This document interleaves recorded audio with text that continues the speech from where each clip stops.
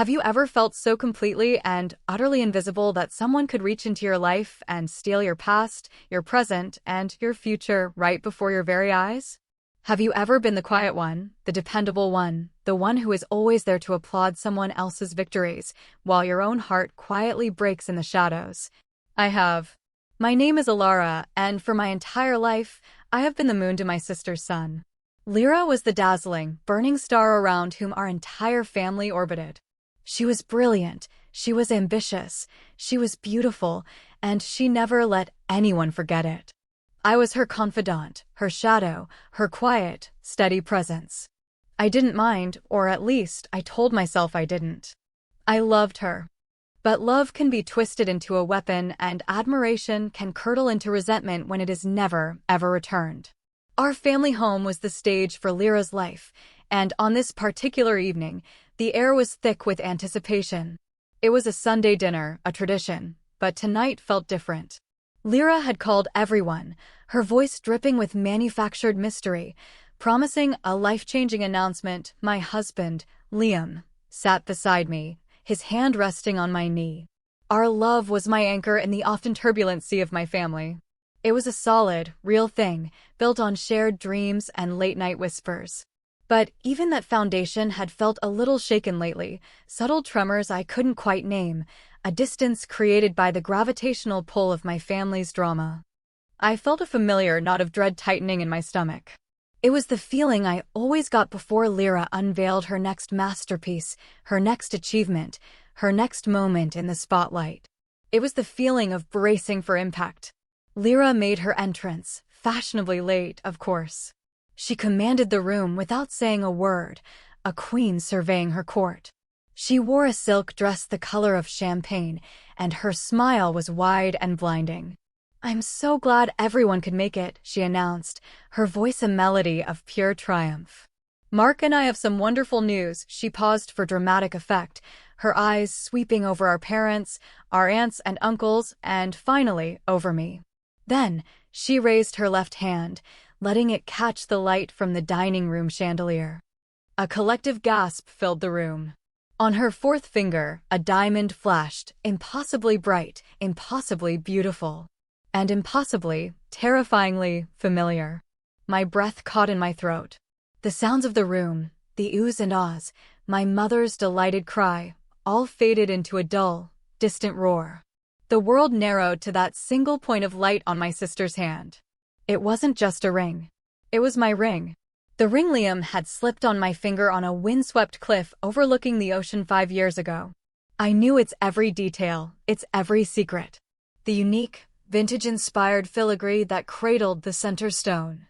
The two small, pear-shaped sapphires, one on each side, which Liam had said represented our past and our future, with the diamond between them representing our precious present. I knew the weight of it, the feel of it on my skin. I knew the tiny inscription hidden on the inside of the band, a secret just for us. I turned to Liam, a scream trapped in my chest, expecting to see a mirror of my own shock and outrage. But his face was a mask of pale, frozen horror. He wasn't looking at me. He was staring at the ring on Lyra's hand, his jaw clenched so tightly a muscle jumped in his cheek. That momentary lack of connection, that sliver of unreadable emotion, sent a shard of ice through my heart. "We're engaged," Lyra squealed, pulling her fiancé, Mark, into a one-armed hug.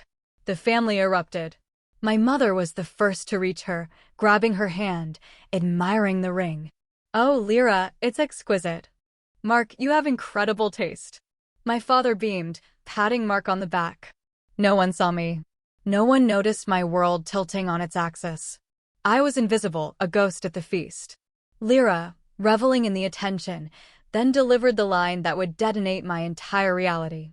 "Mark is just the sweetest," she cooed, looking at her fiancé with feigned adoration. "He knew how much I've always adored Alara's engagement ring. He wanted to get me something just like it, but then we found something even better.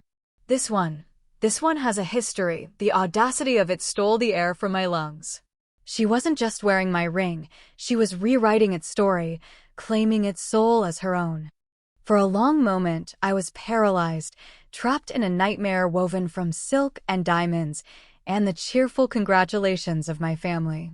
My own history was being erased, auctioned off to the highest bidder of charm and deceit, and no one seemed to notice. Then a wave of pure, cold fury washed over me, silencing the panic. I found my feet, the legs of my chair scraping harshly against the wooden floor. The sound was loud enough to cut through the celebratory chatter. A hush fell. Every eye in the room turned to me. "Lyra," I said, and my voice was a stranger's, thin and trembling, but edged with steel. "Where did you get that ring?" Lyra's smile faltered for a fraction of a second before it was pasted back on, brighter and more brittle than before. "What do you mean, Ellie?" "Mark gave it to me, of course." She then let out a tinkling, condescending laugh. "Oh, I see what you mean. It does look a lot like yours, doesn't it?" "It's a very popular style." Then the gaslighting began, swift and brutal. "You're just confused, sweetie. Yours is probably sitting on your dresser at home. You're always so forgetful." My mother, ever Lyra's loyal defender, stepped forward, her expression a mixture of annoyance and concern. "Elara, please," she whispered, her voice sharp. "Don't ruin your sister's special moment. You've always had a flair for the dramatic. This is her night, her night." As if my life, my marriage, my most sacred symbol of love, was just a prop to be discarded when it became inconvenient to her story. I looked at my father, pleading with my eyes, but he just shook his head, a silent command to stand down. They were a united front, a wall of denial built brick by brick over a lifetime of favoritism. My last hope was Liam. I turned to him, my gaze desperate, begging him to speak, to validate me, to shatter the illusion. But he was a statue, his face pale and his eyes fixed on the floor. He wouldn't look at me. He just sat there, trapped in a silence that felt like the most profound betrayal of all. In that moment, the pain wasn't just about a stolen ring. It was the crushing weight of being utterly, completely alone, of having my own reality denied by everyone I loved. I was a stranger in my own family, a madwoman at the king's court. Without another word, I turned and walked out, leaving the sound of my sister's victory ringing in my ears. I fled the house, stumbling into the cool night air, each breath a ragged gasp. The sounds of the party, the laughter, the life I was supposed to be a part of, faded behind me as I reached the car. Liam followed a few moments later, his footsteps heavy on the pavement. He opened the passenger door for me, but I couldn't bring myself to look at him. I felt encased in a sheath of ice, a cold, hard barrier of shock and hurt. The drive home was a silent eternity, thick with unspoken words and accusations. The city lights blurred past the window, streaks of color in a world that had turned gray. Every tick of the engine, every red light we stopped at, amplified the roaring silence between us. When we finally walked into our quiet, dark apartment, the first thing I did was go to our bedroom. My hands trembled as I opened my jewelry box. The velvet slot where my engagement ring always sat was empty. The physical confirmation was a fresh stab of pain. It was real. It wasn't a mistake or a misunderstanding. It was a calculated act of theft. I sank onto the edge of the bed, the empty box in my hands. Liam stood in the doorway, his face etched with a misery so profound it was almost frightening. He finally broke the silence, his voice raw. "Elara, I am so sorry." He walked over and knelt in front of me, taking my hands. His were cold. "I didn't know. I swear, I had no idea she would do this," he explained, the words tumbling out in a rush of shame and regret. A week ago, Lyra had called him. She'd been effusive, charming, full of praise for our marriage and for me. She'd asked if she could borrow my ring for a day. She claimed she was having a replica made for herself as a birthday present, a sister ring, and wanted her jeweler to see the craftsmanship up close. Liam, ever the peacemaker, always trying to smooth the perpetually rocky relationship between me and my sister, had hesitated. But Lyra had been so convincing, so seemingly sincere. Wanting to avoid another family argument, wanting to believe in the fantasy of a loving sisterly bond, he had agreed. He had driven to her apartment and given it to her, making her promise to guard it with her life. He never imagined this. He never fathomed the depth of her deception. He was horrified, ashamed, and devastated. He had been played just as much as I had. His catalyst moment was unfolding in the devastation of my own.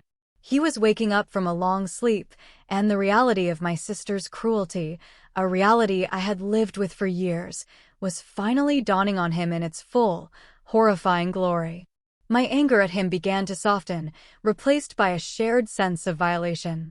This wasn't a betrayal he had committed against me, it was a betrayal we had both suffered. I didn't sleep that night.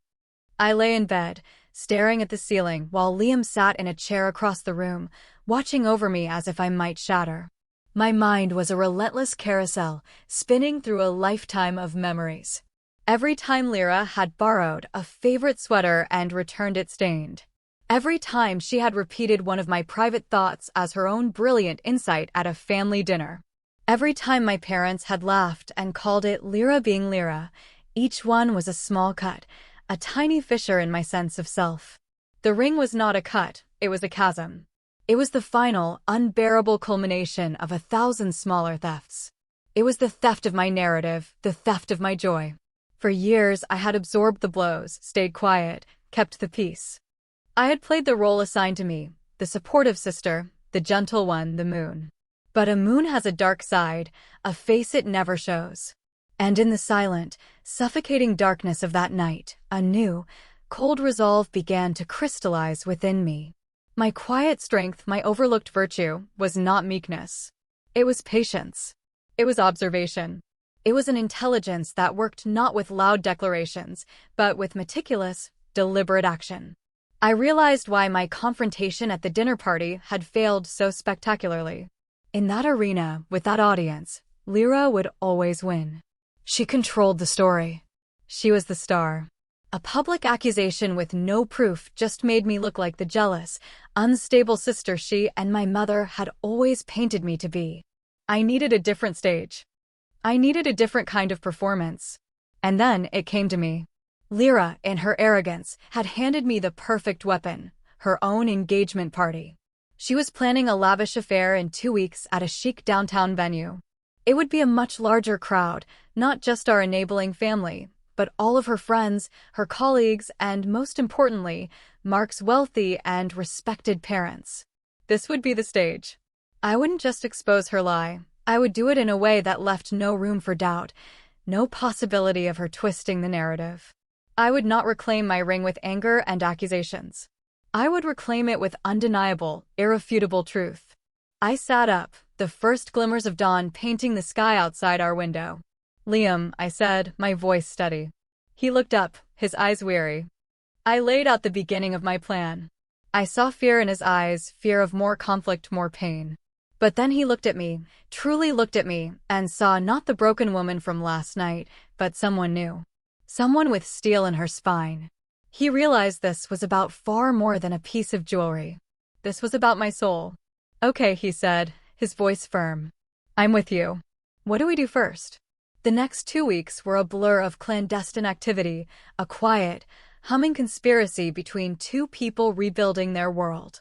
We moved with a shared purpose that bonded us more tightly than ever before. My pain began to transform, sharpening from a dull, heavy ache into a fine, focused point. Our plan had 3 critical phases. The first was evidence. I became an archaeologist of my own life, digging up the artifacts of my love story. I found the original receipt for the ring, tucked away in a file with our marriage certificate. It listed the jeweler, the date of purchase, and, most importantly, the GI certificate number for the diamond and a detailed description of the custom setting. The proof was tangible, black and white. Then I went through years of digital photos. I found dozens from our own engagement party, from our wedding, from holidays and vacations. I selected the clearest, highest resolution images, close-ups where the unique filigree and the flanking sapphires were perfectly, undeniably visible. The crown jewel of my evidence was an email chain between Liam and the jeweler, where he had painstakingly described his vision for the ring, the one he wanted for me. He had called it his North Star design. He had built this symbol for me, and Lyra had tried to tear it down. The second phase was the inside man. This was Liam's task, and it was the most delicate. He reached out to Mark, Lyra's fiancé. He didn't call with accusations that would immediately put Mark on the defensive. He framed it as a call of deep concern, man to man. They met for coffee. Liam laid out the story calmly, factually. He spoke of his own foolish mistake in lending Lyra the ring. Then he presented the evidence. He showed Mark the receipt. He showed him the GIA certificate number. He showed him the emails detailing the custom design. Mark, who embodied the skeptical gatekeeper, was initially defensive, his loyalty to Lyra making him hostile. But as he looked at the irrefutable proof, his bravado crumbled. The unique design, the dates, the specificity, it was too much to be a coincidence. He was shaken to his core. Liam left him with the file, telling him to ask Lyra about the inscription inside the band. We knew Lyra would lie, would manipulate, would turn on the waterworks. But the seed of doubt was planted in fertile ground. Mark was no longer just Lyra's adoring fiancé. He was a man who had been shown he was a pawn in a very cruel game. The final and most crucial phase of our plan was the centerpiece. My revenge would not be a bitter tirade. It would be a Trojan horse, delivered with a smile. I spent hours at my computer, weaving together a story. I created a high-definition video slideshow, a tribute set to poignant, instrumental music. It wasn't a story of theft, it was a love story. Our love story. It began with grainy photos from our university days, awkward and young. It moved through our first apartment, our travels, our life together. The narrative, which Liam would record, was one of love, commitment, and the building of a shared history. The entire presentation was designed to look like a heartfelt, congratulatory gift from a loving sister, a beautiful, emotional tribute that would lull Lyra and everyone else into a state of sentimental security before the final, devastating reveal. The night of the engagement party arrived, cloaked in an aura of tense anticipation. The venue was exactly as I'd pictured, a converted loft space with exposed brick, soaring ceilings, and sparkling fairy lights, filled with the low hum of expensive chatter and clinking champagne flutes. Lyra was in her element, a vision in a white gown that was just a little too bridal for an engagement party. She floated through the room, the stolen ring on her finger flashing like a victory beacon. She was incandescent with triumph, convinced she had won, that I had been silenced and put back in my place. When Liam and I arrived, we were an island of calm in her turbulent sea of success. I had chosen my dress carefully, a simple, elegant navy blue sheath. It was understated, the color of the deep ocean and the midnight sky. It was the color of quiet strength. Lyra saw us and her smile tightened. She drifted over, her voice a low, condescending whisper meant only for me. "I'm so glad you decided to come," she purred. "Let's try to keep things pleasant tonight, shall we?" No scenes, she squeezed my arm, a gesture that was meant to look affectionate, but felt like a threat. I just smiled, a small, serene smile that seemed to unnerve her more than any argument could have. "Of course, Lyra." I wouldn't miss it. The party moved on. There were canapés and cocktails. There were gushing speeches. My father stood up, glass in hand, and delivered a 5-minute toast to his brilliant, bold, and beautiful daughter, Lyra, a woman who always knew what she wanted and was never afraid to go after it. The dramatic irony was so thick I could have choked on it. He mentioned me only once, a passing reference to her loving sister, Alara. It was the final affirmation I needed. This was not just about Lyra. It was about reclaiming my place in a family that had written me out of the script. Finally, it was Mark's turn to speak. He walked to the microphone set up on a small dais. He looked pale and his hands were trembling slightly as he adjusted the stand. He thanked his parents, her parents, and all their friends for celebrating with them. He looked out at the crowd, but his eyes avoided Lyra. Then he took a deep breath. "Before we go any further," he said, his voice surprisingly steady, "my future sister-in-law, Alara, and her husband, Liam, have put together a little surprise for us. A special tribute to Lyra, to celebrate the kind of love that inspires us all." A murmur of appreciation went through the room. Lyra looked from Mark to me, a flicker of confusion in her eyes, but it was quickly replaced by a smug, pleased expression. "A tribute. Of course." Her quiet little sister, finally doing her duty, publicly acknowledging her queen. She beamed and gestured for me to proceed, a magnanimous queen granting her subject an audience. The trap was set. The bait had been taken. The main lights in the loft dimmed, leaving only the soft glow of the fairy lights and the spotlights on the large projection screens positioned around the room. A hush fell over the guests as the opening notes of a soft, poignant piano melody began to play.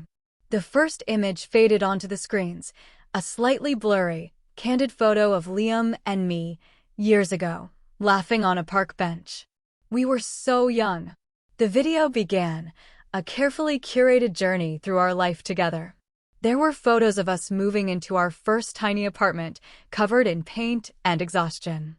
There was a montage of our travels, goofy selfies in front of famous landmarks, breathtaking landscapes, quiet moments in sidewalk cafes. Liam's voice, warm and steady, narrated our story. They say every love story is beautiful, he began, but ours is my favorite. It wasn't a thunderclap. It was a slow dawn. A quiet understanding that my life was simply better, warmer, and more real with her in it. The guests were completely captivated. My parents were smiling, dabbing at their eyes. This was the story they knew, the safe, sweet story of their quieter daughter. Lyra watched with a placid, slightly bored expression, waiting for the part where it would inevitably become about her. The video transitioned to our proposal. There was a stunning shot of the windswept cliff, the ocean raging behind us. There was Liam on one knee, his face alight with love and hope. And then, the music swelled as the camera zoomed in. A series of crystal-clear, high-definition photographs filled the screens. Close-ups of my ring on my hand. From every angle, its unique beauty was on full display. The intricate filigree. The deep blue of the flanking sapphires.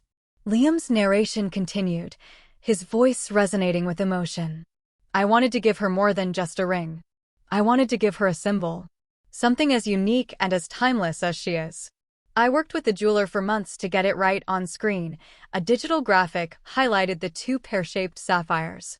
I told him the sapphires represented our past and our future, Liam's voice explained, and the diamond in the middle, that was our now. This moment. Everything, then came the final, devastating blow. And inside, Liam's voice dropped to an intimate, almost conspiratorial tone. I had them engrave a secret. The name I have for her. The words that guide me home. The screen went black for a second, and then a single, macro photograph filled the vast space. It was a shot of the inside of the ring's band, the letters of the inscription crisp and undeniable. My North Star. L. A collective, sharp intake of breath swept through the room like a sudden wind. It was a sound of dawning, horrified comprehension. In unison, dozens of pairs of eyes darted from the giant screen to the identical ring glittering on Lyra's left hand. Lyra's face, illuminated by the glow of the screen, had gone completely white. Her smile was gone, replaced by a rictus of pure terror. She looked at Mark, her eyes pleading, but he stared straight ahead, his face a mask of stone. He had known. He had let it happen. The Trojan horse had been opened, and the truth had stormed the castle. The final image of the inscription hung on the screen for a long, torturous moment before fading to black. The piano music ended, plunging the room into a deafening, absolute silence. The main lights came up, harsh and unforgiving, and Lyra was caught in their glare, a specimen pinned under a microscope. Her moment of triumph had become her public execution. She looked small and exposed, all her charisma and bravado stripped away. My parents stared, mouths agape, their faces a canvas of confusion and dawning horror. Mark's parents, who had been beaming with pride just minutes before, now looked at Lyra with expressions of cold, undisguised disgust. The lie had not just been exposed, it had been eviscerated. I walked from my table to the small dais, my steps feeling measured and light. I took the microphone from its stand. My hand was perfectly steady. My voice, when I spoke, was not the trembling whisper of a victim, but the clear, resonant tone of a woman in full possession of her own story. The beautiful ring Lyra is wearing tonight, I began, my eyes sweeping over the stunned faces, is not a symbol of her new beginning. It is a stolen piece of my past, and of my present. I paused, letting the weight of the words settle. It was taken from my jewelry box last week. As you just saw, the inscription inside reads, "My North Star." L for Liam. I finally turned my gaze directly to my sister. Her eyes were wide with panic, swimming with unshed tears of humiliation, not remorse.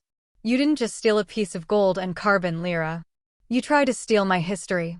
You tried to steal the foundation of my marriage. You tried to reduce my life's most precious symbol into a prop for your own narrative. My voice grew stronger with every word. You did it because you have always counted on me to be quiet. You counted on me to be invisible. You counted on me to absorb the pain and let you shine. But tonight, I needed all of you to see me. I needed you to see the truth. Lyra began to stammer, a desperate cascade of denials. No, it's not true. She's lying. She's always been jealous of me. But the words were hollow, pathetic. Her credibility had been annihilated. Suddenly, Mark stepped forward, moving with a grim finality. He walked directly to Lyra, his face cold and closed. "It's over, Lyra," he said, his voice low but audible in the silent room. He reached for her hand. She tried to pull back, but he was insistent. Gently, but firmly, he slid the ring off her finger. He didn't even look at her as he turned away, leaving her standing alone. He walked across the floor, through the parted sea of guests, and stopped in front of me. Without a word, he held out the ring. I took it from him. Just then, Liam came to stand beside me on the stage, his hand finding mine. In front of everyone, he took the ring from my palm and, with the solemnity of a vow, slipped it back onto my finger. It was home. It was a recommitment, a renewal, a declaration that our story was ours and ours alone, and it was unbreakable. The aftermath of the party was not loud and explosive, but a slow, quiet implosion. Lyra, stripped of her fiancé, her ring, and her dignity, fled the venue without a word to anyone. She simply vanished into the night, leaving a crater of shame and broken relationships behind her. My parents, looking older and more fragile than I had ever seen them, approached me, their faces etched with guilt. My mother tried to apologize, the words fumbling and inadequate. "We never." I didn't realize. But how could they not have realized? They hadn't been blind, they had been choosing not to see. I didn't offer them the easy comfort of forgiveness. Years of being overlooked could not be healed with a few frantic sentences in a crowded room. I didn't yell or recriminate. I simply created a boundary. "I need some space," I told them, my voice calm. "We can talk later." Much later, the true resolution unfolded in the days and weeks that followed. Liam and I were different. The ordeal had been a crucible, burning away the trivial insecurities and forging our bond into something stronger and more resilient than ever before. We had faced the ultimate test of trust and emerged not just intact, but fortified. There was a new, profound respect between us, an unspoken understanding that we were a team, a sovereign nation of two. I was no longer just the quiet sister or the dependable wife. I was Alara, the woman who had found her voice in the most public way imaginable, the woman who had refused to be invisible. The ring on my finger felt different now. It was no longer just a symbol of a promise made, but a testament to a battle won. It was a reminder that my story had value, that my truth was worth fighting for. The most valuable things we own are never made of gold or diamonds. They are crafted from truth, built with dignity, and polished with self-respect. They are the stories that make us who we are. And sometimes, to protect those priceless treasures, you have to stop being the quiet one in the corner. Sometimes you have to be the one who dims the house lights, turns on the projector, and demands that the world see your story in all its brilliant, undeniable color. What story in your life are you waiting to tell? What truth do you need to reclaim? Share this with someone who needs to be reminded of their own unshakable strength. Remind them that their voice matters. Remind them that it's time for their story to be seen.